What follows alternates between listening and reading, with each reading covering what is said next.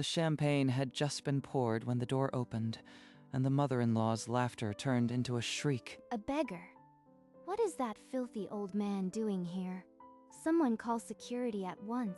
Takashi stood at the entrance in a worn brown coat, clutching a stained envelope, his weathered face full of hope and sorrow. He's an embarrassment, May.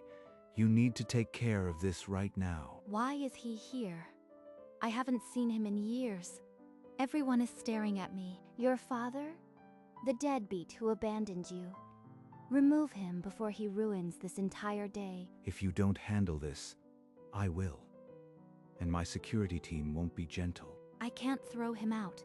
He's still my father. But if I defend him, I lose everything. But the old man didn't defend himself. He only looked at May with sad, loving, forgiving eyes. The entire reception fell into a stunned hush. Every single gaze fixed on the bride, waiting for her next move. The last time I saw him, I was 12. He walked out and never looked back. Why is he here now? A memory surfaced. A cramped apartment. Her mother's sobs, the sound of a slammed door, and a little girl hugging her knees. Me? Are you deaf? This is your wedding day, not a charity gala. Remove that disgrace before the photos. What kind of daughter feels shame for her own father? But if I speak up, I'll be the ruined bride. Think carefully, May. Haruki's family doesn't tolerate scandals. One wrong move and this marriage never happened. Takashi's shoulders sank. He didn't plead. He just kept looking at May as if memorizing her face.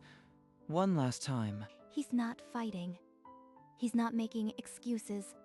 He's just waiting to be thrown out, like he expects it. Enough.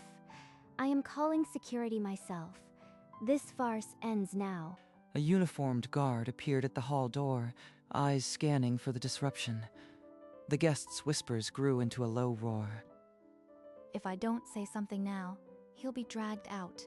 But if I open my mouth, I lose my new family. Akiko snapped her fingers and jabbed a finger toward the guard at the door. That man is trespassing. Remove him at once. I am sorry. I shouldn't have come. I'll go.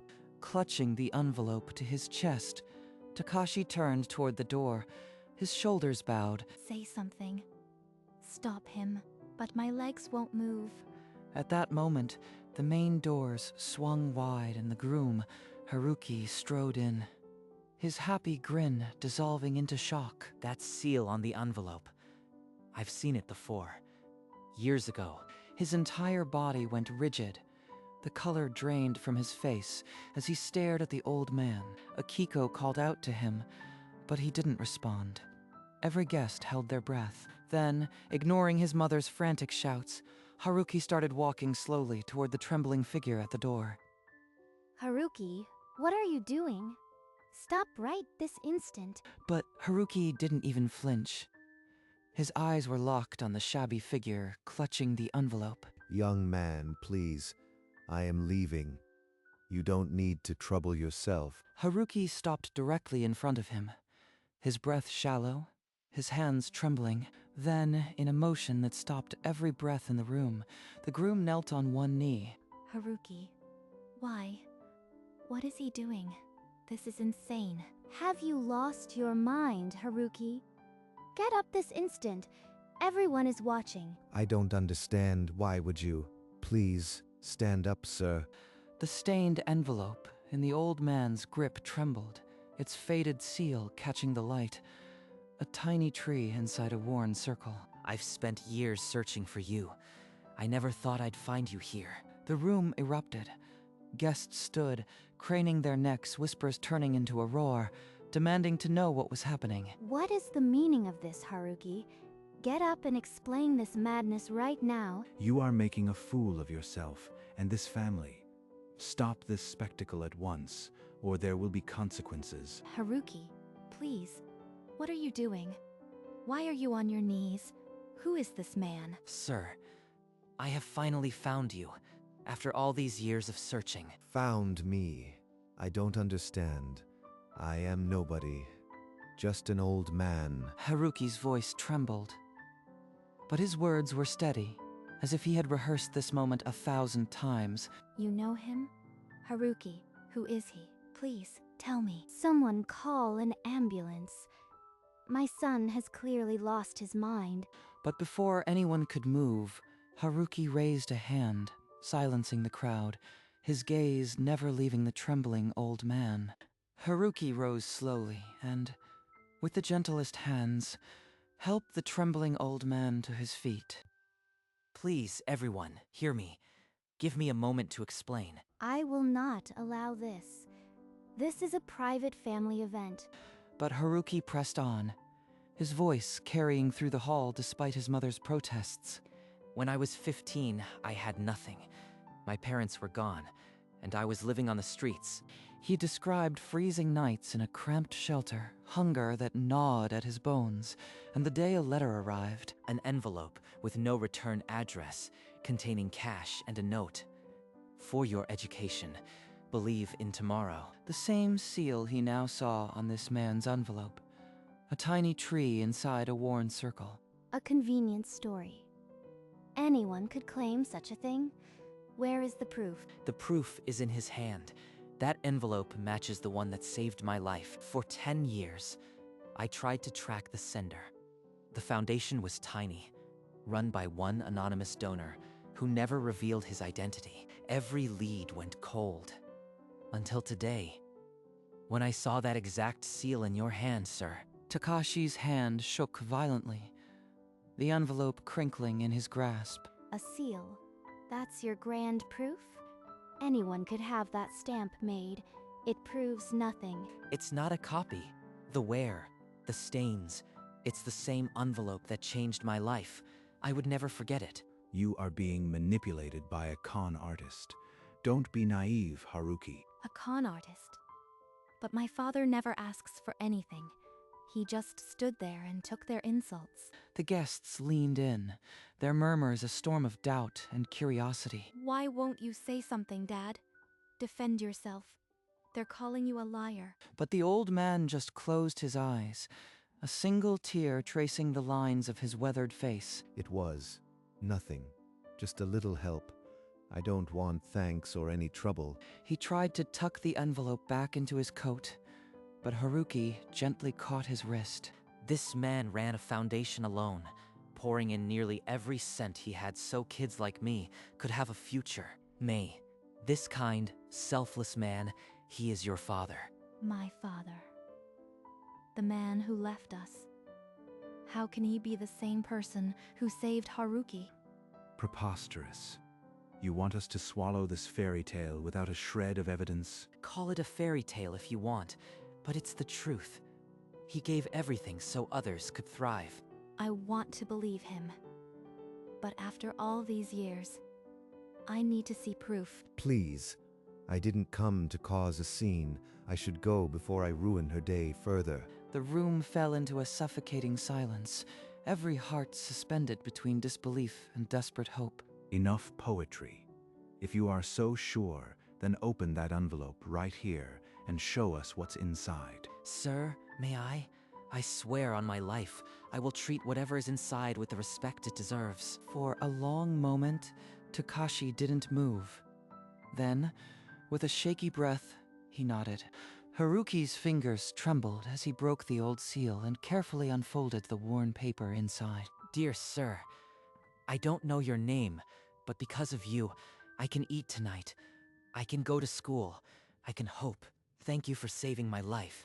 The handwriting, though years younger, was unmistakably his own. Whispers turned to gasps as the guests realized they were witnessing a miracle. This could still be a forgery.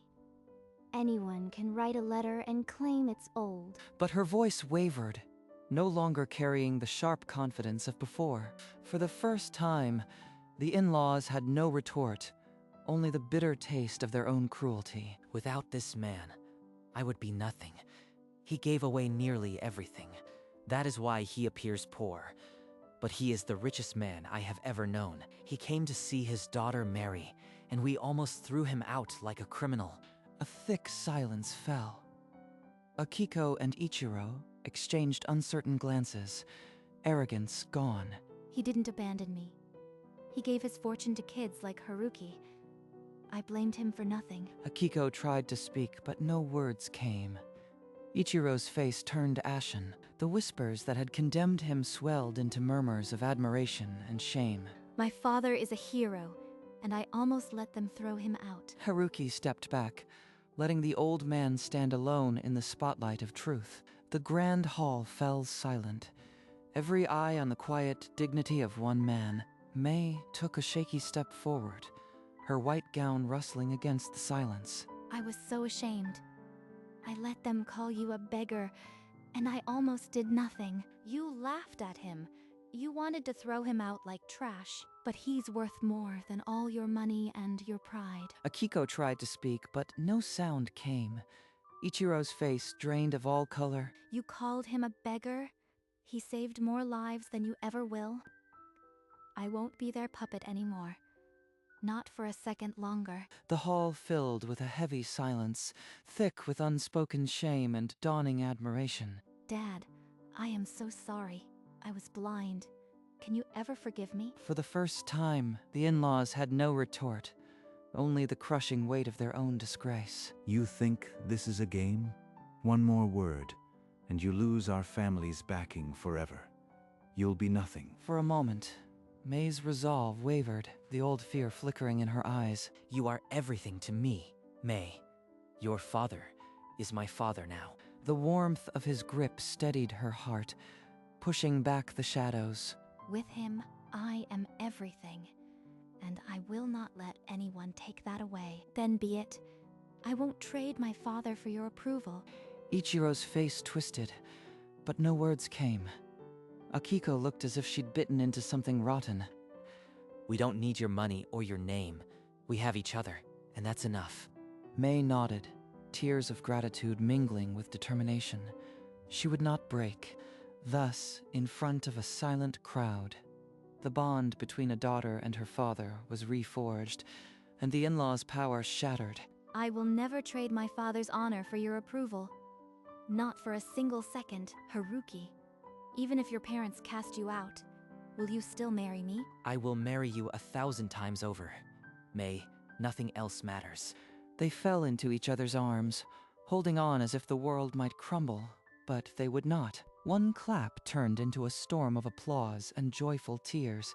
Takashi sobbed quietly, the envelope held tight against his heart. Akiko and Ichiro stood frozen, their cruel words echoing in the hollow of their defeat. May and Haruki pulled back just enough to share a look of pure trust and promise. The roar of the crowd washed over them, drowning out years of shame.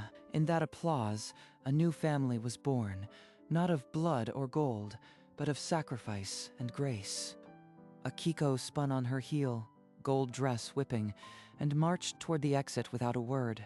Ichiro followed stiffly, his proud shoulders hunched as if carrying a burden too heavy. At the threshold, Akiko paused, her hand on the door. For a fleeting instant, regret flickered in her eyes.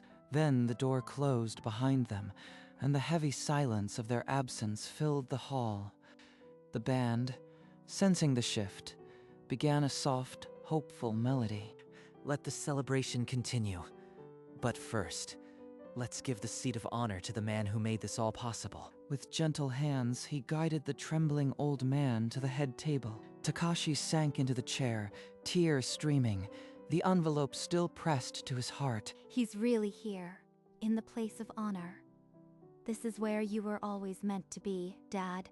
The reception transformed, no longer a performance of wealth, but a true feast of love and gratitude. The officiant smiled warmly and invited the couple to stand before him once more.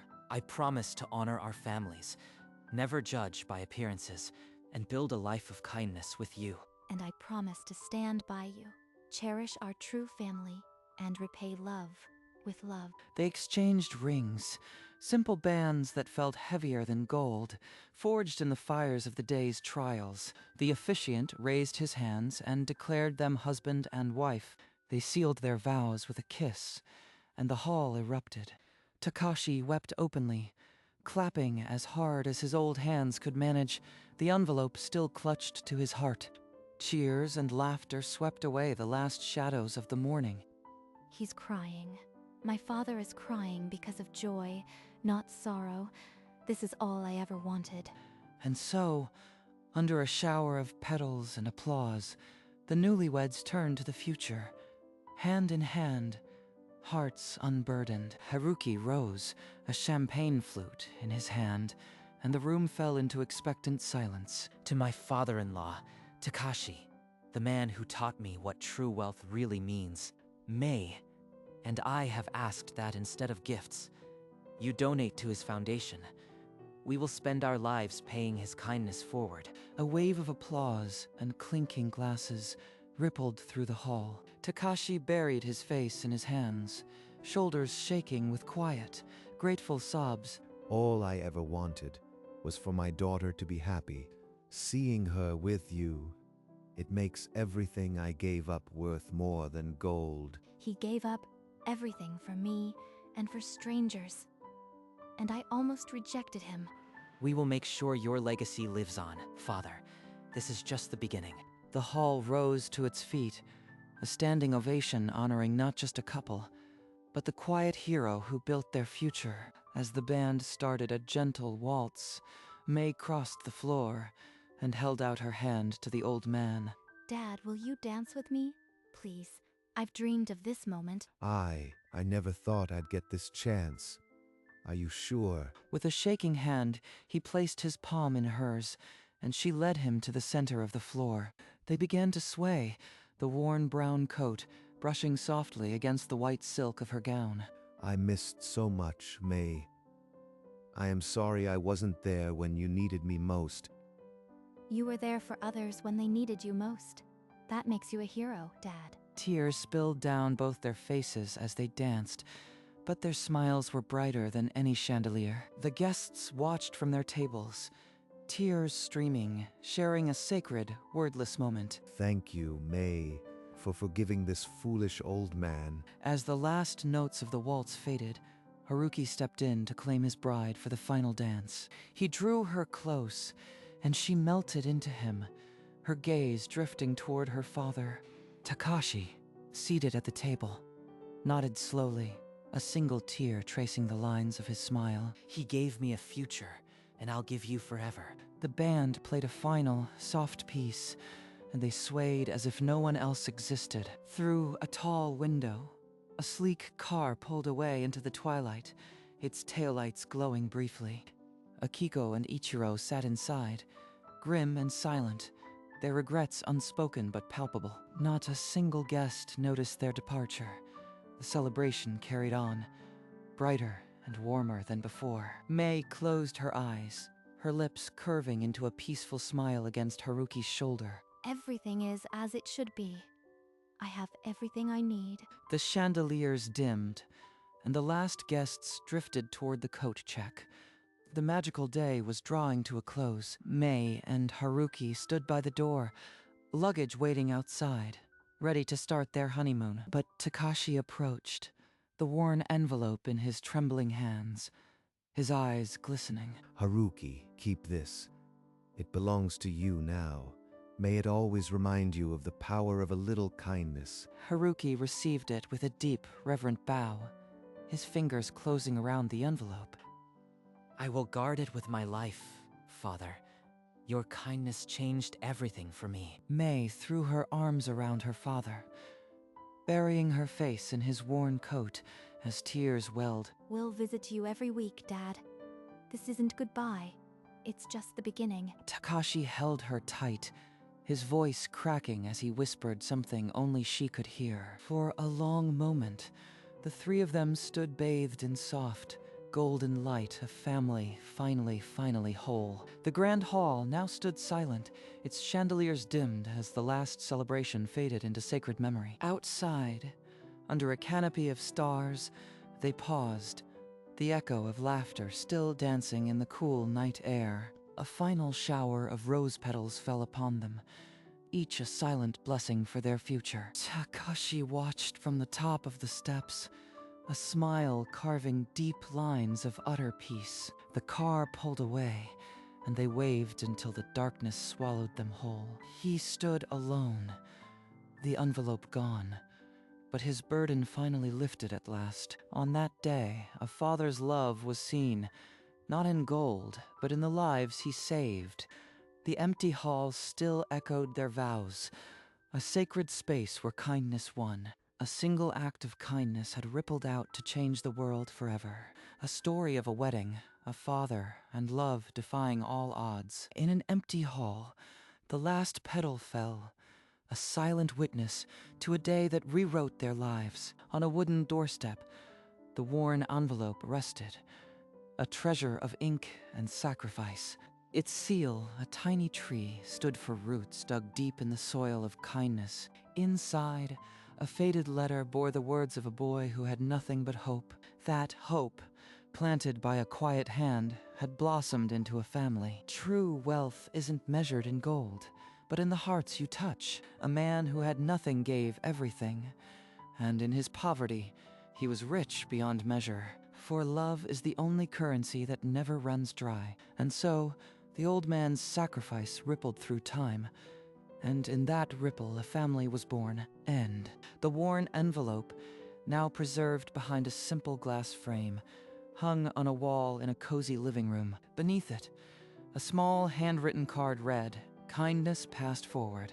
The morning light caught the wax seal, the tiny tree seeming to glow, a testament that love, once given, never fades. The seal remained unbroken, yet its promise had been fulfilled 1,000 times over. In a world that measures worth in possessions, they measured it in changed lives. And every morning they would pass it and remember. True wealth is the legacy of kindness. The story of that day would be told to their children and their children's children. A ripple that started with one old man's sacrifice, becoming an ocean of love. And with a gentle smile, the scene faded to black, leaving only the quiet rhythm of a family's heartbeat.